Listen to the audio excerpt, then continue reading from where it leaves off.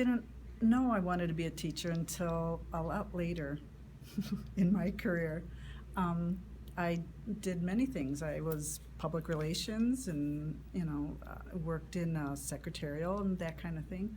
I worked up, became manager.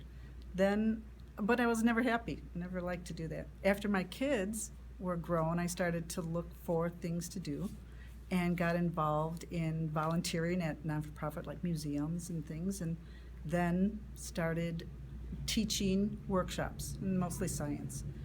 This I kind of liked, and I got better at it. I was pretty good at it, and people seemed to enjoy being in my workshops. And then I started to learn a foreign language. I started to learn Korean.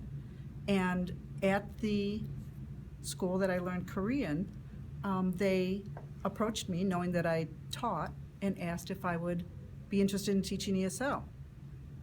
I thought, well, why not?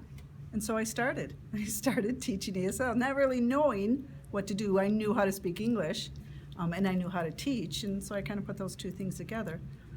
But I realized I really loved teaching ESL. I really enjoyed it. At the time, I actually only had an associate's degree, and so I decided to go back to get a bachelor's. I finished my bachelor's. During that time, instead of teaching, because I was going full-time at school, I tutored. And so I tutored ESL.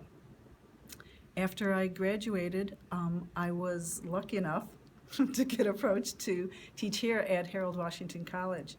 And I started teaching. I simultaneously decided to go back and get my master's. So I taught ESL and also went back into grad school and finished my master's.